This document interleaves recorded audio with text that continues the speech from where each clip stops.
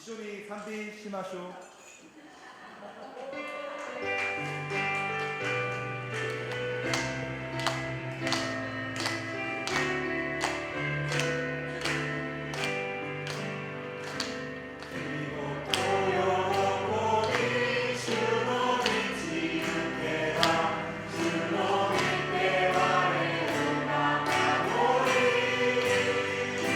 主の祝福を受ける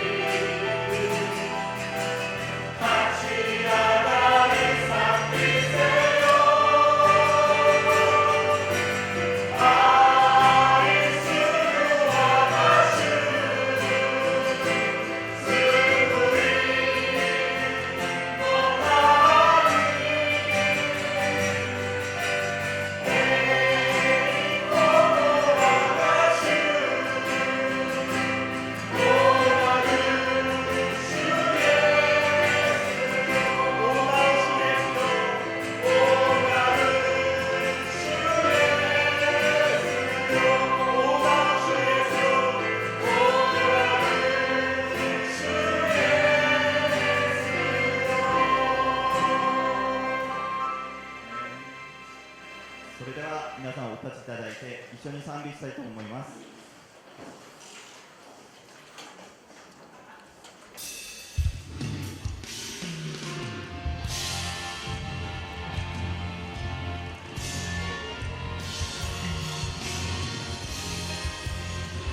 賛美します。信仰により形立つ神の国は荒れることなり、信仰により共に立てていこう。主が来られるなれ。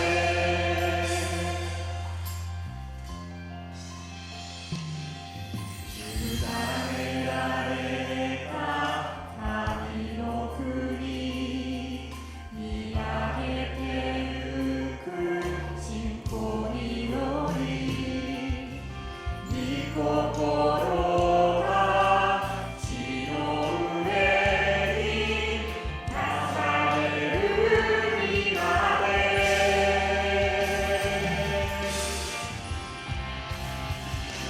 信仰により高く立つ神の国は枯れることなり、信仰により共に立ててゆこう。主が来られるまで。我が心主に抱いて、主の姿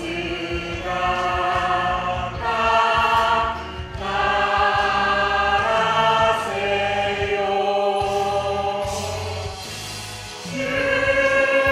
の宮と歩む年、愛とがこと捧げます。愛とがこと捧げます。アー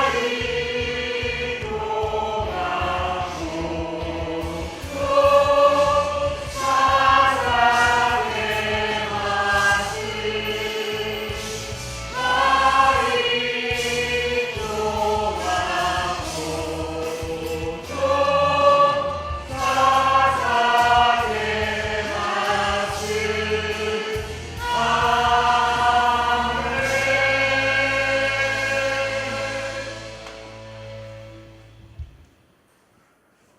使徒信条。私は天地の作り主、全能の父である神を信じます。私は神の一人子、私たちの主イエス・キリストを信じます。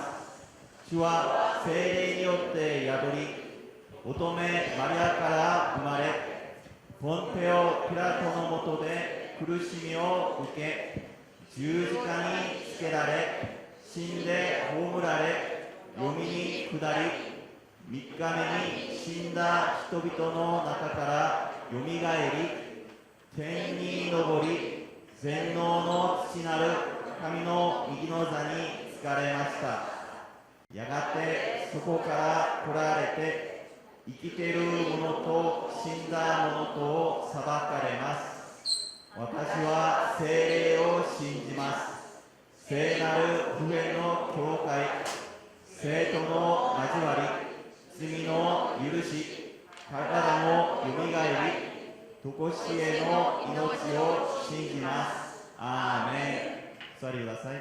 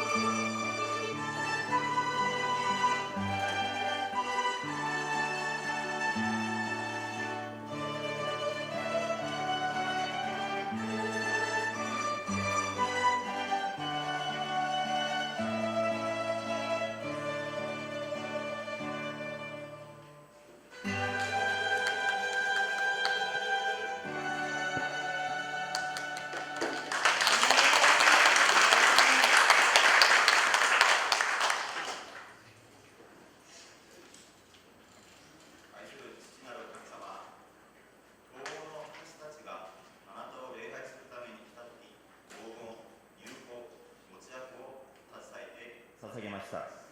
私たちも感謝と献身の思いを持って、あなたからいただいた祝福の中から一部を区別して、御前に献金をお捧げいたします。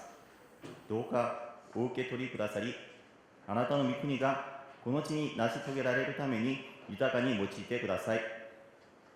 また、岡山選挙に行かれた牧師先生や兄弟姉妹たちをお守りくださり、町の人々との楽しい交わりを通して、キリストの愛が豊かに伝えられますように、本日、御言葉を取り継いでくださる里地先生の上に聖霊の油を注ぎ、私たちの心に御言葉が深く芽生え、その御言葉を日々生きていくことができますように、主イエス・キリストの皆によってお祈りいたします。アーメン。皆さん、こんにちは。こんにちは。本日、日本語礼拝部にお越しくださった皆様を心から歓迎し、祝福します。本日は愛する周りの方々とこのように挨拶をします。主の証人として歩みましょ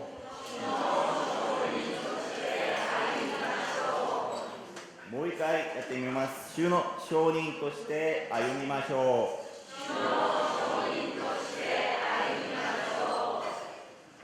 今年の標語、真理の柱と土台の上に立って一緒にお読みします。せーの。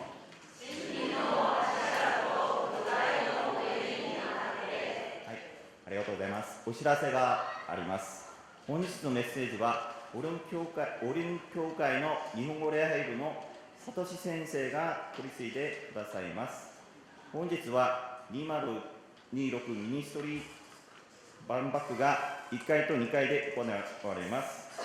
また、岡山グレースチャーチで午後2時の礼拝後にコリアンフェスティバルが行われます。本日、新しくいらっしゃる方いますか？오늘 김승근 집사님이 새로 오셨습니다. 네, 박수로 환영해 주시겠습니다. 소노만 오셔서いただけますか? 잠시 자리에 서 계시겠습니까? 민나祝福したいと思います. God bless you.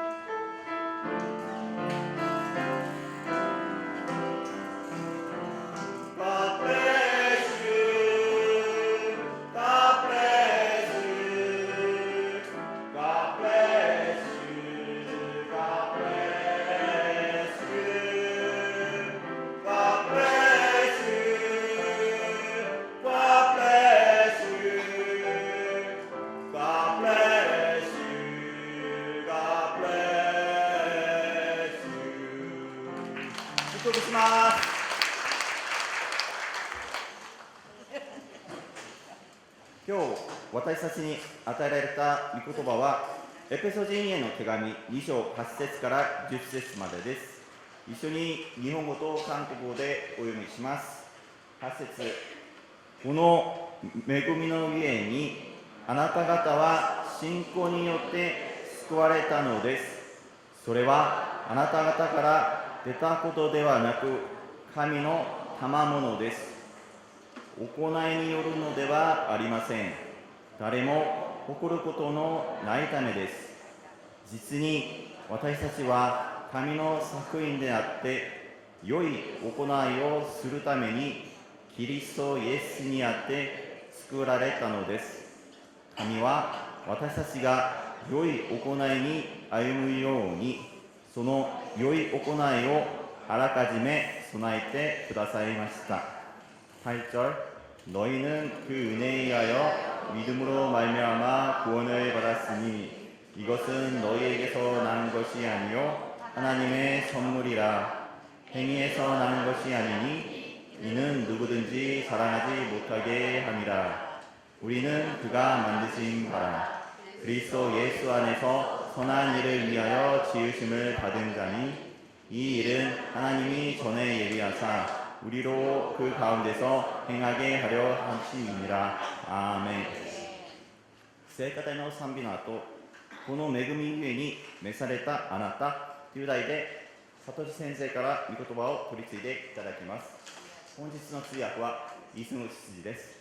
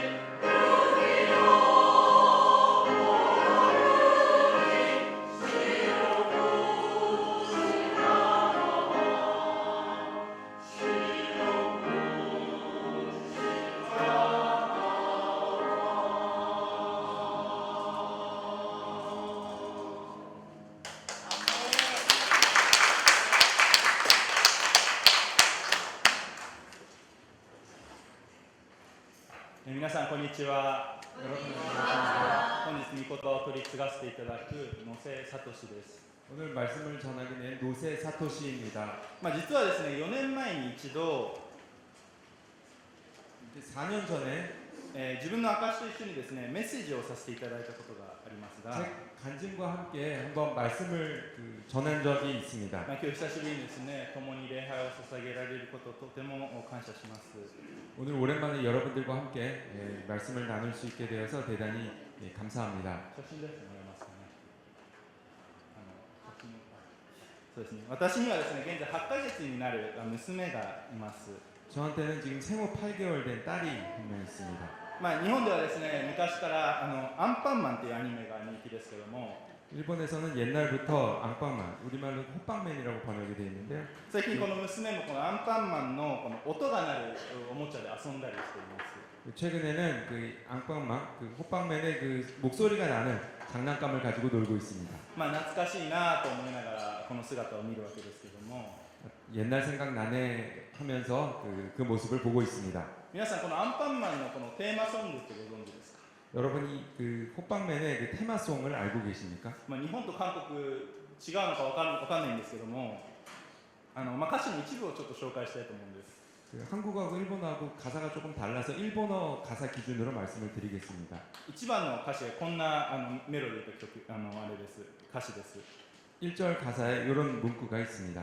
何のために生まれて何をして生きるのか答えられないなんてそんなのは嫌だ。 노래는 못하고요. 무엇을 위해서 태어나서 무엇을 하고 살아가는지 대답할 수 없는 것은 참 싫다. で2番の歌詞がこんな感じです。何が君の幸せ、何をして喜ぶ、わからないまま終わる、そんなのは嫌だ。 2절 가사는 무엇이 너의 행복이고 무엇을 해야 기뻐할지 그걸 모르는 거는 싫다. そして最後にですね、みんなの夢を守るためっていう歌詞で終わるんです。 그리고 마지막으로 모두의 꿈을 지키기 위해서라는 그 말로 노래가 끝납니다. これ何かとても聖書的だなって思いました。 이걸 가만히 보고 있으면 참 성경적이다라는 생각이 듭니다. この作家の奥さんはですね、クリスチャンだったそうですけども、 이 작가의 부인 되시는 분이 크리스찬이었다고 합니다. それゆえにこの聖書的な価値観が少しここに入っているのかななんてことも思わされます。 그래서 이런 성경적인 가치관이 가사에 들어간 게 아닐까라는 생각을 합니다. 当時この作者さんの柳瀬隆さんという人は 이 작가이신 야나세 타카시라는 분은 戦争中にですね、戦地で極度の上に見舞われたそうです。 전쟁 중에 전쟁터에서 극도의 기아를 느낀 적이 있다고 합니다. そして人生で一番辛いのは上であるということというふうに捉えて 그래서 인생의 가장 큰 슬픔은 이 배고픔이다라는 생각을 하게 됐습니다. この柳瀬さんは自分にとっての正義というのは誰かに食べ物を与える、食べさせ、上を助けることであるというふうに考えたそうです。 그래서 이 야나세 타카시 작가분 자신에게 있어서 정의란 것은 누군가를 먹이고 배고프지 않도록 하는 것이다라고 생각을 했습니다. そしてこのアンパンマンというのができたわけですけども、 그래서 이 호빵맨이 태어나게 되었습니다. アンパンマンも実際誰かがお腹を空かせていると 호빵맨은 누가 배고파 하고 있으면 自分の顔をちぎってこう上げるわけです。 자기 얼굴을 뜯어서 나눠줍니다. 自分の顔がアンパンなんで。 이게 얼굴이 호빵이니까요. ただアンパンマンは顔が欠けてしまうと 그런데 호빵맨은 이 얼굴에 떼어주고 나서 부족한 부분이 있으면 力が完全には出なくなってしまうんです。 전력을 다 할 수 없게 됩니다. しかしそれは自己犠牲を表しています。 이것은 자기 희생을 의미합니다. なんでこんな話をしているかというと、 왜 이런 이야기를 皆さんに 말씀드리냐면 お聞きしたいことがあります。 여러분들에게 여쭤보고 싶은 게 있습니다. 皆さんは自分は何のために生きているでしょうか。 여러분은 무엇을 위해서 살고 계십니까? 何のために生きているか知っているでしょうか。何のために生きているか知っているでしょうか。 무엇을 위해서 살고 계신지 알고 계시는지요? 誰のために生きているでしょうか。 누구를 위해서 살고 계십니까? そしてそこに喜びを感じているでしょうか。 그리고 거기서 기쁨을 느끼고 계십니까? 実際若い人であっても年を取っている人であっても 젊은 사람도 그리고 나이가 드신 분들도 目的のない人生を生きている人というのはとても虚しいものです。 목적이 없는 삶을 사는 것은 굉장히 공허합니다. そこには喜びも達成感もありません。 거기에는 기쁨도 달성감도 없습니다. しかし残念ながら、そういう人が現在多いのが現状です。 그렇지만 안타깝게도 이런 분들이 많은 것이 현실입니다. 社会の雰囲気に流され、とりあえず生きている。 사회 분위기에 휩쓸려서 그냥 살아갑니다. とりあえず仕事して、 일단 일을 하고 직장을 と 가지고 りあえずお金稼いで、 그래서 월급을 받고 誰かと結婚もしたりして、 누군가 결혼을 하고 今がとりあえず楽しい。 일단 지금은 즐거우니까 됐지. しかしそこには目的がなく、 그러나 거기에는 목적이 없습니다. 満足がなく、 만족도 없습니다. 真の喜びもないわけです。 진정한 기쁨도 없습니다. 愛する皆さん、クリスチャンというのは 사랑하는 여러분, 크리스찬이라고 하는 것은 何のために、そして誰のために生きているかが明確な人です。 무엇을 위해서 그리고 누구를 위해서 살아가는지가 명확한 사람들입니다. なぜなら証明とか飯とかって言いますけども、それがそれぞれに与えられているからです。 왜냐하면 소명이라든가 부르심이라고 하는 것이 각 사람에게 주어졌기 때문입니다. 私たちに与えられている飯とは何でしょうか。 우리에게 주어진 소명은 무엇일까요? よくこの飯とはこの牧師や宣教師などこの完全に献身している人に与えられるものだと思っている人が教会に多くいます。 이 부르심에 대해서 이야기를 하면 이 부르심은 목사님이라든가 선교사님이라든가 완전히 헌신한 사람들에게만 주어지는 것이라고 생각하는 분들이 교회 안에 많이 있습니다. 그러나 그렇지 않습니다. 私たち一人一人がそれぞれこの飯をいただいているわけです。 우리들 한 사람 한 사람이 이 부르심을 받았습니다. 飯とは何でしょうか。 부르심은 무엇입니까? まず一つ目は 먼저 첫 번째로 救いとしての飯です。 이것은 구원으로서의 부르심입니다. ローマ人への手紙8章30節出せますね。 로마서 8장 30절 말씀입니다. 一緒に読んでみましょうか。 함께 읽겠습니다. はい。神はあらかじめ定めた人たちをさらに召した人たちをさらに義と認め、義と認めた人たちにはさらに栄光をお与えになりました。 또 미리 정하신 그들을 또한 부르시고 부르신 그들을 또한 의롭다 하시고 의롭다 하신 그들을 또한 영화롭게 하셨느니라. 神様はあらかじめ人を召して義と認めてくださいました。 하나님께서는 미리 그 사람을 부르시고 그 의롭다 하셨습니다. 私たちを選び救いへと導き召してくださったんです。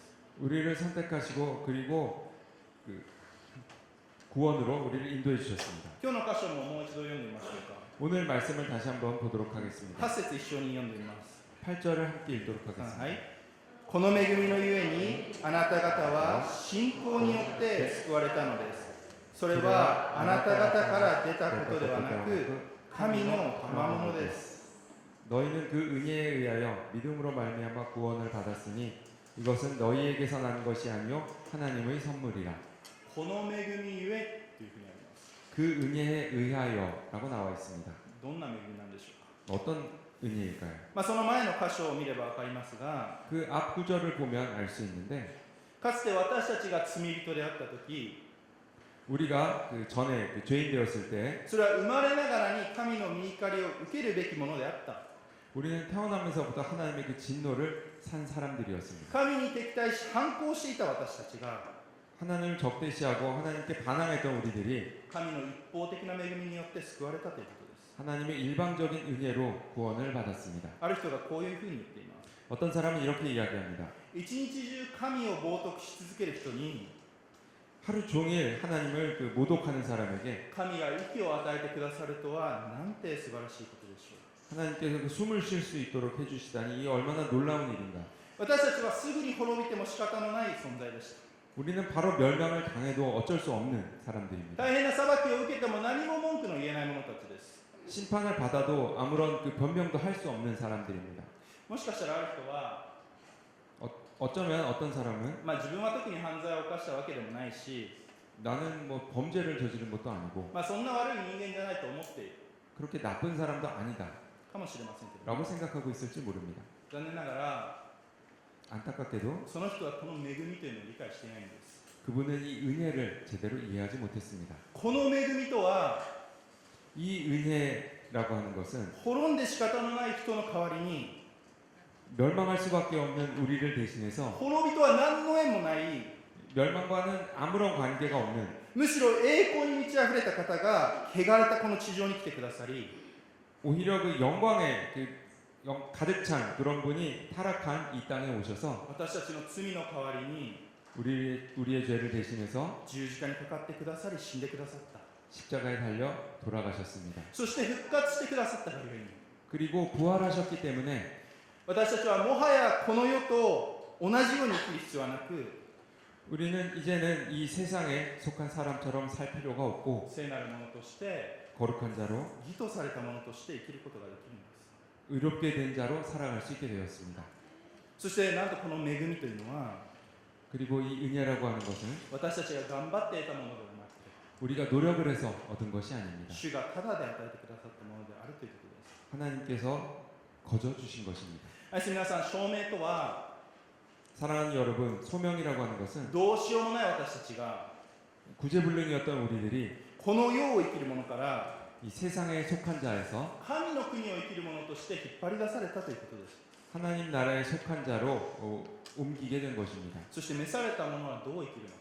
그리고 부르심을 받은 자들은 어떻게 살아가야 하는가? 2番目は賜物としての召しです。 두 번째는 그 은사로서의 부르심입니다. ペテロの手紙第1の4章10節11節を共に読みたいと思います。 베드로전서 4장 10절 11절 말씀을 함께 읽도록 하겠습니다. はい。それぞれが賜物を受けているのですから、神のさまざまな恵みの良い管理者としてその賜物を用いて互いに使い合いなさい。語るのであれば神の言葉にふさわしく語り、奉仕するのであれば神が備えてくださる力によってふさわしく奉仕しなさい。すべてにおいてイエス・キリストを通して神が崇められるためです。この方に栄光と力が世々限りなくありますように。 아멘. 각각 은사를 받은 대로 하나님의 여러 가지 은혜를 맡은 선한 청지기 같이 서로 봉사하라. 만일 누가 말하려면 하나님의 말씀을 하는 것 같이 하고 누가 봉사하려면 하나님이 공급하시는 힘으로 하는 것 같이 하라. 이는 범사의 예수 그리스도로 말미암아 하나님이 영광을 받으시게 하려 함이니 그에게 영광과 권능이 세세에 무궁하도록 있느니라. 아멘. それぞれに賜物というのが与えられています。 이렇게 우리는 각자에게 그 은사가 주어졌습니다. 話すことだったり、 말하는 것이라든가 誰かに共感することだったり、 누군가에게 공감하는 リー 것이라든가 ダーシップを取ることだったり、 그리고 리더가 되거나 指導すること、 지도하거나 奉仕すること、 봉사하는 것 そしてまた霊的な賜物があります。 그리고 또 영적인 은사도 있습니다. それらを教会を立て上げるために使いなさいというのです。 이것을 교회를 세우기 위해서 사용하라고 하셨습니다. 私はですね、あまりこの人と話すのがあまり上手ではありません。 저는 사람들과 이렇게 이야기하는 것을 잘 하지 못합니다. しかし私の妻というのはとても明るくいろんな人と仲良くなることができたり、 제 아내는 굉장히 밝고 여러 사람과 이렇게 친근하게 지낼 수 そ 있습니다. の場を盛り上げたりすることができます。 그리고 분위기를 띄우는 것도 잘합니다. 留学生に伝道するときに 유학생들에게 전도를 할 때 私が言ってやるよりも 제가 직접 가는 것보다 妻が言ってやる方が皆さん心を開いてくれることが多いです。 아내가 가서 이야기를 할 때 그 유학생들이 더 마음을 쉽게 엽니다. それは性別も関係することでしょう。 그것은 그 성별도 좀 관계가 있습니다. 韓国に来る留学生のほとんどは女性ですね。 한국에 유학을 오는 분들 대부분이 여성입니다. もう男の私が行っても 남자인 제가 가도 ナンパというふうに思われてしまうわけです。 제가 가서 말을 걸면 헌팅하는 줄 압니다. でまた妻はですね、共感する能力もあります。 그리고 제 아내는 이렇게 공감하는 능력도 있습니다. 私より留学生の話をよく聞いて、 저보다 더 그 유학생들의 이야기를 잘 듣고 彼らの痛みや葛藤にうまく共感します。 그들의 아픔과 그 갈등에 잘 공감해 줍니다.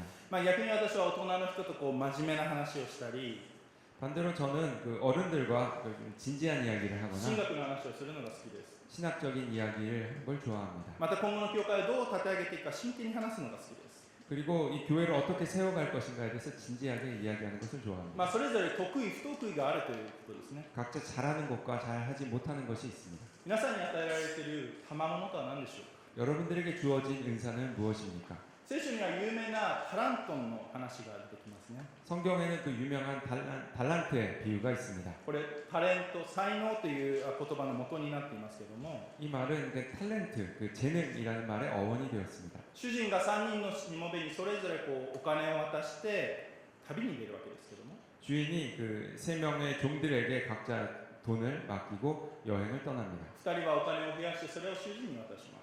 두 명은 주인이 돌아왔을 때 그동안 돈을 빌려서 그 빌린 돈과 함께 그 주인에게 돌려줍니다. しかし1人だけそのお金を地中に埋めて増やさなかった人がいたという話です。 그리고 그 중에 한 명은 그 돈을 그 땅 속에 묻어서 전혀 사용하지 않고 그대로 주인에게 돌려줍니다. この話決してどれだけこのお金が増えたかというのを主人は見ていませんでした。 이곳에서 그 주인은 그 돈을 얼마나 빌렸는가에 대해서는 전혀 언급하지 않습니다. それよりも与えられたものを隠して用いなかったことを叱りました。 그 대신 그 받은 것을 사용하지 않은 것에 대해서 질책을 했습니다. 私たちに与えられた賜物を無駄にせず、 우리에게 주어진 그 은사를 썩히지 말고 それを用いる必要があります。 그것을 사용할 필요가 있습니다. そしてそれを用いていくときに、 그리고 그것을 사용할 때 主は喜んでくださり、よくやったと言ってくださるわけです。 주님께서는 기뻐하시고 잘하였도다라고 말씀해 주십니다. 愛する皆さんはそれぞれに与えられている賜物をよく用いて、 여러분 사랑하는 여러분에게 주어진 그 은사를 잘 사용하셔서 主の御国を掲げていきますように。 하나님의 나라를 세워가시기 바랍니다. 3番目は職業的な召しです。 세 번째는 그 직업적인 부르심입니다. 日本では天職という言葉があります。 일본에서는 천직이라는 말이 있습니다. 自分の才能や性格、価値観と強く一致していると感じられる仕事というのを示しています。 자기의 재능과 성격 이런 가치관들이 딱 맞다라고 느끼는 일을 말합니다. 先ほど賜物を用いるという話をしましたけども、 제가 그 은사를 사용한다라는 말씀을 それを各 드렸는데 職業にもおいても用いるということです。 그것을 자기의 그 직업에 사용하는 것입니다. コリント人への手紙7章17節を一緒に読みましょうか。 고린도전서 7장 17절 말씀을 함께 읽도록 하겠습니다. 3杯。ただそれぞれ主からいただいた分に応じて、またそれぞれ神から召された時のままの状態で歩むべきです。 私はすべての教会にそのように命じています。 오직 주께서 각 사람에게 나눠주신 대로 하나님이 각 사람을 부르신 그대로 행하라. 내가 모든 교회에서 이와 같이 명하노라. パウロは当時の奴隷や 바울은 당시의 그 노예나 妻、夫、主人に対してこのように言っています。 아내, 남편 그리고 주인들에게 이렇게 이야기하고 있습니다. これはそれぞれの立場で使えるということを意味します。 이것은 각 사람이 그 처한 곳에서 섬기는 것을 의미합니다. 会社の社長であっても社員であっても 회사의 사장님이나 아니면 사원이나 主婦であっても夫であっても 부인이나 아니면 남편이나 牧師であっても信徒であっても 목사나 아니면 신도나 学生であっても先生であっても 학생이나 아니면 선생님이나 それぞれに与えられている役割があるわけです。 각자에게 그 주어진 역할이 있습니다. 私たちはどんな職業、立場であっても 우리는 어떤 직업이나 어떤 처지에 있더라도 この賜物を用いながら与えられた飯に従っていくということです。 이 주어진 그 은사를 사용하면서 그 주어진 부르심에 따라야 합니다. ある人は医者として人々のこの体を助けることが飯かもしれません。 어떤 사람은 의사로서 사람들의 그 건강을 돌보는 것이 부르심일지 모릅니다. ある人は裁判官として人のこの人権を守ることかもしれません。 어떤 사람은 그 재판관으로서 사람들의 그 인권을 지키는 것일지 ある 모릅니다. 人は会社の社員として何かを作ることかもしれません。 어떤 사람은 회사의 사원으로서 그 무언가를 만드는 것일지도 いえ、そ 모릅니다. こまで大きくなくても、 이렇게 뭐 거창한 일이 아닐 수도 있습니다. もしかしたらそこで出会う人に福音を伝え、 어쩌면 지금 만난 사람에게 복음을 전하고 良き隣人となることかもしれません。 좋은 이웃이 되는 것일지도 모릅니다. どこにいても、 어디에 있든지 何をしていても、 무엇을 하든지 この与えられている証明に生きていくわけです。 주어진 이 소명대로 살아가는 겁니다. 飯を受けている人というのは、 부르심을 받은 사람은 自分のために生きることをしません。 자신을 위해서 살지 않습니다. 他者のために生きていきます。 다른 사람을 위해서 살아갑니다. 今回、チェ・ジュンヒョン先生が日本に行かれていますね。 지금 최정현 목사님께서 일본에 가 계신데요. それは先生が日本人の魂を愛し、 그것은 선생님께서 일본 그 영혼들을 사랑하고 その魂のために仕え生きようとしているからじゃないでしょうか。 그것은 그 영혼들을 섬기며 살아가고자 하기 때문이 아닐죠. この日本語礼拝部に来られている皆さんも、 여기 일본의 예배부에 오신 여러분들도 共に日本のために祈ることを通して 함께 일본을 위해서 기도하는 것을 통해서 他者に仕えようとしてくださっているんじゃないでしょうか。 다른 사람을 섬기려고 하시는 것이 아닐까요? 神の召しに生きる人というのは、 하나님의 그 부르심에 따라 살아가는 사람은 神のために生きて、 하나님을 위해서 살고 そして人のために生きるわけです。 그리고 다른 사람을 위해서 살아갑니다. そしてその姿というのはとても美しいものです。 그리고 그 모습은 대단히 아름답습니다. 10節を一緒にお読みしましょうか。 10절 말씀을 함께 보도록 하겠습니다. 3杯。実に私たちは神の作品であって、良い行いをするためにキリストイエスにあって作られたのです。神は私たちが良い行いに歩むように、その良い行いをあらかじめ備えてくださいました。 우리는 그가 만드신 바라 그리스도 예수 안에서 선한 일을 위하여 지으심을 받은 자니 이 일은 하나님이 전에 예비하사 우리로 그 가운데서 행하게 하려 하심이니라. 皆さんは神の作品であって、 여러분은 그 하나님의 그 작품입니다. そして良い行いに召されているんです。 그리고 선한 일을 위하여 지으심을 받았습니다. 神様の美しい作品であって、 하나님의 아름다운 그 작품이고 その美しさを表すように導かれているんです。 그리고 그 아름다움을 드러내기 위해서 인도를 받았습니다. それはなぜでしょうか。 그것은 왜일까요? この恵みを与えられているからです。 그 은혜를 받았기 때문입니다. 言葉に尽くせないほどのこのプレゼントを神様からもらったから、 말로 다 표현할 수 없을 정도로 큰 선물을 하나님으로부터 받았기 때문에 この証明に生きていくんです。 이 소명을 따라 살아갑니다. 人生を尽くして主に従っていきたいと願っているでしょうか。 삶을 다하여 주님을 따르며 살아가기를 원하고 계십니까? もしそうなら幸いです。 만약 그렇다고 하면 대단히 다행입니다. 神様が私たちを創造されたその目的と一致しているからです。 왜냐 하나님께서 우리를 창조하신 그 목적과 일치하기 때문입니다. マルコの福音書10章45節をですね、一緒に読んでみましょう。 마가복음 10장 45절 말씀을 함께 보도록 하겠습니다. はい。人の子も使えられるためではなく、使えるために、また多くの人のための贖いの代価として自分の命を与えるために来たのです。 인자가 온 것은 섬김을 받으려 함이 아니라 도리어 섬기려 하고 자기 목숨을 많은 사람의 대속물로 주려 함이니라. もしかしたらある人はどう使えていいかわからない。 어쩌면 어떤 사람은 어떻게 섬겨야 될지 모르는 사람이 있을지도 自分 모릅니다. の証明がわからないという人もいるかもしれません。 내 소명은 뭔지 모르는 분이 계실지도 し 모릅니다. かしイエス様を見ればわかります。 그러나 예수님을 보면 그 답이 있습니다. イエス様が私たちに見本を見せてくださいました。 예수님께서 우리에게 그 본을 보여주셨습니다. この地に来られ、 이 땅에 오셔서 十字架にまで従順に行かれたイエス様の姿を見るんです。 십자가를 지시기까지 순종하셨던 예수님의 모습을 보는 겁니다. この地に来て一番使えられたのはイエス様ご自身でした。 이 땅에서 누구보다도 그 섬김의 본을 보여주신 분이 예수님이십니다.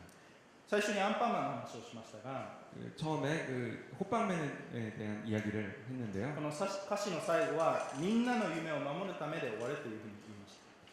그 노래 가사 테마송의 마지막이 모두의 꿈을 이루기 위해서라고 끝난다고 말씀드렸습니다. イエス様はどうでしょうか。 예수님은 어떨까요? みんなを救うためです。 모두를 구원하시기 위해서 自分の命を投げ出すほどによう愛され、 자신의 생명을 내어놓기까지 이 세상을 사랑하시고 使えられたんです。 섬기셨습니다. 私たちにできること、 우리가 할 수 있는 것, すべての人に共通したこの証明というのは、 모든 사람에게 공통된 소명이라고 하는 것은 この愛というのを、誰か周りの人に届けていくということです。 이 사랑을 누군가 그 주변 사람들에게 전하는 겁니다. この十字架の福音を 이 십자가의 복음을 今も目的もなくさまよい生きている人たちに届けていくということです。 지금도 그 목적 없이 방황하며 살아가고 있는 사람들에게 전하는 겁니다. 私たちが地の塩とし世の光として歩んでいくということです。